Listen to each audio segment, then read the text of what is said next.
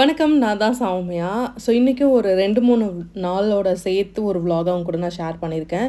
எப்பயும் போல் காலையில் சீக்கிரமாக எழுந்துறத மட்டும் ஒரு ஹேபிட்டாக கொஞ்சம் கொஞ்சமாக மாற்றிட்டுருக்கேன். ஆனால் நடுவில் ஒரு சில நாள் நீங்கள் பிரேக் விட்டீங்க அப்படின்னு வச்சுக்கோங்களேன், திரும்ப அதை கண்டினியூ பண்ண ரொம்ப கஷ்டமாக இருக்கும். நான் எழுந்து தண்ணி குடிச்சிட்டு அதுக்கப்புறமா ஒரு பிளாக் காஃபி குடிச்சிடுவேன். ஸோ குடிச்சு முடிச்சுட்டு வாக்கிங், எக்ஸசைஸ் எல்லாமே கம்ப்ளீட் பண்ணிவிட்டு அதுக்கப்புறமா சின்ன சின்ன ஒர்க்லாம் இருக்குல்ல, ஸோ அந்த வேலை எல்லாமே காலையிலே பார்த்துருவேன். அண்ட் காலையில் சன்லைட் வந்து பார்த்திங்கன்னா டேரெக்டாக கிச்சனுக்குள்ளே அடிக்கும். கரெக்டாக ஒரு 6:15 to 6:30 அந்த டைமிங்குள்ளே மட்டும் இந்த சன்லைட் உள்ளார வரும். அவ்வளோ அழகாக இருக்கும். இங்கே சாமி படம்லாம் வச்சுருக்கேன்ல, அந்த இடத்துலலாம் அந்த வெளிச்சம் வந்து அவ்வளோ அழகாக இருக்கும் காலையில் பார்க்குறதுக்கே. அண்ட் டேரெக்டாக சன்லைட் உள்ளே வரதுனால இந்த செடி எல்லாமே வந்து செம ஃப்ரெஷ்ஷாகவும் அழகாகவும் இருக்கிறதுக்கு மெயின் ரீசன் அந்த சன்லைட் உள்ளே வர்றது ஒரு முக்கியமான ரீசனாக இருக்கலாம். அண்ட் பிளாக் காஃபி வந்து பார்த்திங்கன்னா நார்மலாக நான் வந்து ஹாட் வாட்டர் நல்லா கொதிக்க வச்சுட்டு கப்பில் கொஞ்சமாக காஃபி பவுடர், ஸோ நான் வந்து காஃபி பவுடர் வந்து இங்கே கடையில் தான் வாங்குவேன். சிக்கரி இல்லாமல் வாங்கிப்பேன். ஏன்னா நார்மலாக கடையில் கிடைக்கிற அந்த காஃபி பவுடர், ப்ரூ, சன்ரைஸ் அதெல்லாம் இருக்குல்ல, அதெல்லாம் குடித்தா எனக்கு லைட்டாக வயிறு வலிக்கிற மாதிரி இருக்கும். அதனால தான். அண்ட் அதனால் நான் கடையில் வாங்கிட்டு வந்து குடிக்கிறேன். ஸோ ஆன்லைனில் பார்த்திங்கன்னா லியோ பிராண்டுன்னு ட்ரை பண்ணி பாருங்கள், கிடச்சிது அப்படின்னா ஓகே தான். அண்ட் நைட்டு போல் வந்து மழை பெய்ய ஆரம்பிச்சிது. அன்னைக்கு காலையில் மட்டும்தான் வீடியோ எடுத்தேன், அதுக்கப்புறம் எடுக்கவே இல்லை. இந்த வீடியோ வந்து நைட் எடுத்திருந்தேன். அன்றைக்கி நைட்டு வந்து ஒரு 9:00 போல் செம்மையாக மழை பெய்ய ஆரம்பிச்சிது. எப்பயுமே மழை பெஞ்ச உடனே நான் என்ன பண்ணுவேன் அப்படின்னா, ஃபோன் எடுத்துகிட்டு வந்து வீடியோ எடுப்பேன். ஸோ அது நார்மலாக இப்போ வீடியோலாம் நம்ம போடுறதுனால அதை எடுத்துகிட்டே இருக்கிறேன்னு வச்சுக்கோங்களேன். ஸோ இந்த வீடியோவில் ஒருத்தவங்க உங்களுக்கு கண்ணுக்கு தெரியுறாங்களான்னு எனக்கு தெரியல. ஸோ தெரிஞ்சால் யார் அப்படின்றத எனக்கு கமெண்டில் சொல்லுங்கள். ஸோ மழை பெய்ய ஆரம்பித்த உடனே ஸோ நான் எப்படி வீடியோ எடுக்கிறேனோ அதே மாதிரி பாப்பாவும் இப்போலாம் அதெல்லாம் பண்ண ஆரம்பிச்சிட்டா. வீடியோ எடுக்கிறது, வீடியோ பேசுகிறது, ஸோ அதெல்லாமே அவள் பண்ணுறா. நம்ம என்ன பண்ணுறோமோ அதை தான் குழந்த பண்ணுன்றதுக்கு அது ஒரு மெயின் ரீசன் கூட சொல்லலாம். ஸோ நம்ம என்ன பேசுகிறோமோ அதை தான் அவங்களும் பேசுவாங்க. ஸோ நம்ம நல்லது பண்ணால் அதையும் அவங்க பண்ணுவாங்க, நம்ம கெட்டது பண்ணால் அதையும் அவங்களே பண்ணுவாங்க. ஸோ அதனால் நம்ம என்ன பண்ணுறோன்றதை பார்த்து பண்ணணும். அண்ட் அப்போ வந்து தன்யா அவங்க அப்பா இல்லை. ஸோ அதனால் நான் கொஞ்சம் நேரம் வெளியே உட்காந்துட்டு வீடியோ எடுத்துகிட்டு இருந்தேன். அண்ட் இந்த மாதிரி மழை பெய்யும் போது சீரியஸாக வெளியே போகாதீங்க. இப்போலாம் மழை பெய்யும் போது நிறையா மின்னலும் செம்மையாக அடிக்குது. ஸோ மின்னல் அடிக்குது, இடி இடிக்குது. ஸோ அந்த மாதிரி டைம் இருக்கும்போது பி கேர்ஃபுல். இப்போ நிறையா வீடியோஸ்லாம் நான் பார்த்தேன். ஒரு பொண்ணு ஜஸ்ட்டு மிஸ்ஸு அந்த மாதிரி இருந்துச்சு. அதனால் மோஸ்ட் ஆஃப் நான் எடுக்க மாட்டேன். சரி, ஓகே, மழை பெஞ்சா நமக்கு ஜாலியாக இருக்கும், அதனால சரின்ட்டு. இதுக்கப்புறம் மழை சீசன் தான். இப்போ வெயில் ஆல்மோஸ்ட் கொஞ்சம் கொஞ்சமாக கம்மியாக ஆரம்பிச்சிருக்கு. இங்கே வந்து என்றைக்கு மழை பெய்யும், என்றைக்கு வெய்ய காயும்ன்ட்டு சொல்லவே முடியல. அந்த மாதிரி இருக்குது. கிளைமேட்டே செம்ம சேஞ்சஸாக இருக்குது. ஸோ இருக்கிறத ஜாலியாக எடுத்துக்கிட்டோம் அப்படின்னா ஜாலி தான். நைட்டு ஃபுல்லாக கொஞ்சம் நேரம் மழையில் ஆடிட்டு கொஞ்சம் நேரத்துக்கு தண்ணியிலே நின்றுட்டு இருந்தேன். ஸோ அவர் வர வரைக்கும் கொஞ்சம் நேரம் டைம் ஸ்பெண்ட் பண்ணலாம் அப்படின்றது. எனக்கு பர்சனலாக மழை ரொம்ப பிடிக்கும். அதனால் எங்களுக்கு வந்து மழை டைம் அப்படின்னா ஸோ டேரெக்டாக உடனே நாங்கள் பீச்சுக்கு போகிறது அண்ட் வெளியே எங்கேயாச்சும் ட்ராவல் பண்ணுறது அது ஒரு ஹேபிட்டாகவும் இருக்கும். அண்ட் செம்ம ஜாலியாக இருக்குங்க. சீரியஸாகவே ஒரு தடவை நீங்கள் ட்ராவல் பண்ணி பாருங்களேன், செம்மையாக இருக்கும். அதுவும் அந்த மழை, பீச்சு, ஸோ அமைதியாக அந்த மழை சத்தம் மட்டும் செம்மையாக இருக்கும். அண்ட் மோஸ்ட் ஆஃப் மழை வந்து ஒரு ரொமான்டிக் சீசன் அப்படின்னு சொல்லுவாங்க. ஸோ எங்களை பொறுத்த வரைக்கும் செம்ம ஜாலியான சீசன். எனக்கு நான் ஆல்மோஸ்ட் வெயிட் பண்ணுறது பார்த்திங்கன்னா அந்த ரெய்னி சீசனுக்காக தான் வெயிட் பண்ணிகிட்ருப்பேன். அண்ட் அந்த மழை டைமில் நல்லா சாப்பாடு அண்ட் வெளியே போகிறது அண்ட் ஐஸ்கிரீம், காஃபி இதெல்லாமே செம்மையாக இருக்கும். எப்பயாச்சும் ஒரு தடவை எடுத்துக்கலாம், அதெல்லாம் தப்பு கிடையாது. அதுக்காக நம்ம வந்து இது தான் பண்ணணும், இது இப்படி தான் பண்ணணும் அப்படிலாம் கிடையாது. ஸோ இருக்கிற டைமை ஜாலியாக என்ஜாய் பண்ணிக்கிட்டா ஓகே தான். நான் ரொம்ப நேரம் அங்கே மழையில் ஆடிட்டே தான் நின்றுட்டு இருந்தேன். ஒரு 1 hour ஆச்சு அந்த மாதிரி பண்ணிகிட்ருப்பேன். அதே மாதிரி புது மழை பெஞ்சால் நனையக்கூடாது, ஞாபகம் வச்சுக்கோங்க. ஸோ அந்த பொல்யூஷன் எல்லாமே உடனே வர்றதுனால உடம்பு சரியில்லாமல் ஆகிடும். அதனால் அது மட்டும். அண்ட் அதுக்கப்புறம் ஈவினிங் போல் கிளைமேட் வந்து அப்படியே க்ளவுடியாகவே தான் இருந்துகிட்டே இருந்தது. ஸோ க்ளவுடியாக இருந்தாலே நமக்கு தோணும் நல்லா சாப்பிட்ணும், அந்த மாதிரி தான் தோணும். ஸோ நீங்கள் வந்து பிளாக் காஃபி குடிக்கலாம். கொஞ்சம் வார்மாக வந்து கார்டமன் டீலாம் போட்டு குடிச்சிங்கன்னு வச்சுக்கோங்களேன், அந்த கிளைமேட்டுக்கு சூப்பராக இருக்கும். இப்போ நம்ம டீ காஃபி எல்லாமே அடிக்ட் ஆனது நம்ம ரீசன்ட் டேஸாக தான் இருக்கும். ஸோ ரொம்ப ரொம்ப சீக்கிரமாலாம் நம்ம அதை வந்து சின்ன வயசுலேருந்து பழகிருக்க மாட்டோம், இப்போ தான் பழகிருப்போம். அதனால் அண்ட் இந்த பூலாம் நிறையா பூக்க ஆரம்பிச்சிருக்கு. இது வந்து நிறைய சன் லைட்டில் தான் பூக்கும். அண்ட் கொஞ்சம் போக போக அதுக்கப்புறம் வந்து அது பூக்கிறது கம்மியாயிடும். அதனால ஸோ சன்லைட்டில் இருக்கிற பூ எல்லாமே இப்போதைக்கு நிறையா பூக்கும். நான் புதுசாக நிறையா ரோஸ் செடிலாம் வாங்கிட்டு வந்து வச்சுருந்தேன். அதெல்லாம் நிறையா பூ பூக்குது. அது எல்லாமே நான் உங்க கூட ஷேர் பண்ணிக்கிறேன். அண்ட் இது நெக்ஸ்ட் டே திரும்ப காலையில் காஃபி அண்ட் கொஞ்சமாக வார்ம் வாட்டர் குடிச்சிட்டு அதுக்கப்புறமா தான் காஃபி குடிப்பேன். அதையும் சொல்லிடுறேன். எனக்கு வந்து காஃபி குடித்தோன்னா கொஞ்சம் எனர்ஜிக்காக இருக்கிற மாதிரி இருக்குது. ரொம்ப நேரம் எக்ஸசைஸ் பண்ணுறதுக்கு அது கொஞ்சம் தாங்குது. அதனால் நான் காஃபி எடுத்துக்கிறேன். ஸோ இது வந்து கம்பல்சரி கிடையாது. அண்ட் காலையில் எல்லா வேலையும் முடிச்சுட்டு அதுக்கப்புறமா மார்க்கெட் போயிருந்தோம். ஸோ மார்க்கெட் போயிட்டு அங்கே வந்து இளநீர் வாங்கிட்டு வந்திருந்தேன். சரி, ஓகே, பிரேக்ஃபாஸ்ட்டுக்கும் லஞ்சுக்கும் நடுவில் ஸ்நாக்ஸ் டைமில் அதை எடுத்துக்கலாம் அப்படின்றதுனால ஒரு டிஃபன் பாக்ஸ் எடுத்து போயிருந்தேன். ஸோ வாங்கிட்டு வந்துடலாம் அப்படின்றது. ஏன் டிஃபன் பாக்ஸில் எடுத்துகிட்டு வந்தேன் அப்படின்னா, இளநீரை பார்த்தோன்னா தனியாக கேட்பா. அவளுக்கு கொஞ்சம் இப்போ கோல்டாக இருக்குது. அதே மாதிரி அதை பார்த்தோன்னா உடனே அது வேணும்னு சொல்லுவாள். அதனால் சரி ஒன்ட்டே அது அப்படியே எடுத்துகிட்டு போய் வைக்க முடியாதுன்றதுனால நான் டிஃபன் பாக்ஸ் எடுத்துகிட்டு வந்து வாங்கிட்டு வந்திருந்தேன். ஸோ வாங்கிட்டு வந்து தெரியாமல் ஒரு பக்கம் எடுத்து வச்சுட்டேன். அண்டு வீட்டுக்கு வந்ததுக்கப்புறமா வாங்கிட்டு வந்த வெஜிடபிள்ஸ் எல்லாத்தையுமே கொடுத்து அவங்கள வந்து பிரித்து வைக்க சொல்லியிருந்தேன். ஸோ காலையில் தூங்கி எழுந்து ஸ்கூலுக்கு இன்னும் கிளம்பணும். ஸோ அந்த கேப்பில் வந்து அவங்க சின்னதாக ஒரு ஆக்டிவாக ஆக்கணுன்றதுக்காக ஸோ உனக்கு என்னெல்லாம் பண்ண முடியுமோ பண்ணு அப்படின்னு சொல்லிட்டு அவங்களுக்கு வந்து ரெட் கலர் சட்னினா ரொம்ப பிடிக்கும். அதாவது தக்காளி சட்னி, கார சட்னி சொல்லுவோம்ல அது. அதில் கொஞ்சமாக இஞ்சி பூண்டு அதுக்கப்புறம் காஞ்ச மிளகா போட்டிருக்கேன். 2 வெங்காயம் நல்லா வதக்கியிருக்கேன். எண்ணெய் ஊற்றி வதக்கிட்டுருக்கேன். இது ஒரு பக்கம் ரெடி ஆகிட்டு இருக்கும்போது ஹாட் வாட்டரும் அவங்களுக்கு போட்டுட்டேன். அண்ட் அதுக்கப்புறம் அவங்கக்கிட்ட வந்து பாக்ஸ் எல்லாத்தையுமே ஃப்ரிட்ஜில் இருக்க பாக்ஸ் எல்லாத்தையுமே எடுத்து கொடுத்து எல்லாத்தையும் தனித்தனியாக பிரித்து வைக்க சொல்லிட்டேன். ஸோ மோஸ்ட் ஆஃப் அவளுக்கு வந்து கருவேப்பிலை பிக்கிறது ரொம்ப பிடிக்கும். ஏன்னா அது ரொம்ப ஈஸியாக இருக்கும். அதனால் அண்ட் தக்காளி சட்னியில் கொஞ்சமாக கருவேப்பிலை, புதினா, மல்லி இது போட்டிங்கன்னா டேஸ்ட்டு சூப்பராக இருக்கும். நெக்ஸ்ட் டைம் கண்டிப்பாக ட்ரை பண்ணி பாருங்கள். அண்ட் கல்லுப்பு போட்டு நல்லா வதக்கிட்டு ஆற விட்டுட்டு நம்ம அரைச்சிட்டோம் அப்படின்னா நமக்கு வந்து தக்காளி சட்னி ரெடி ஆகிடும். ஸோ இது ஒரு இடத்துல ஒரு மாதிரி சொல்லுவாங்க. இங்கே வந்து தக்காளி சட்னி. தனியாக பொறுத்த வரைக்கும் இது ஒரு ரெட் கலர் சட்னி. அது காரம் கம்மியாக இருக்கணுன்றதுக்காக நான் வரமிளகா கொஞ்சம் கம்மியாக ஆட் பண்ணியிருக்கேன். நீங்கள் காரத்துக்கு ஏற்ற மாதிரி போட்டுக்கோங்க.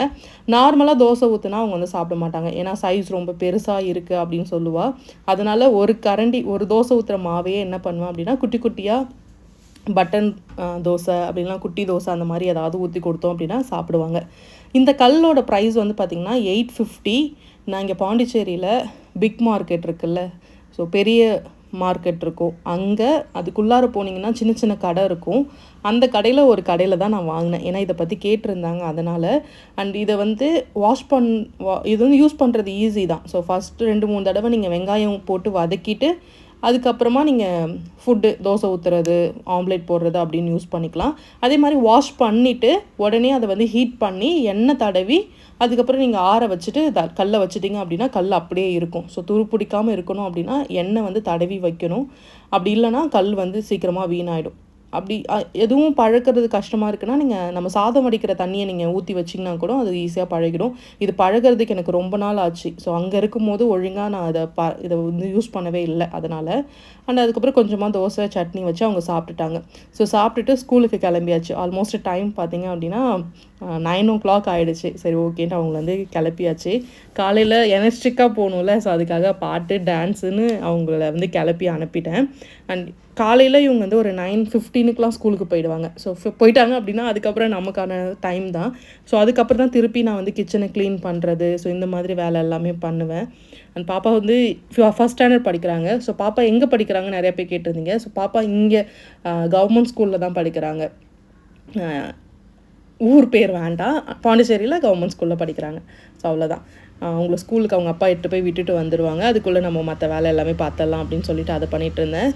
தனியா பூ வச்சு அனுப்புறது எனக்கு ரொம்ப பிடிக்கும். அவளுக்காக தான் நிறைய செடிலாம் வாங்கினதே கூட.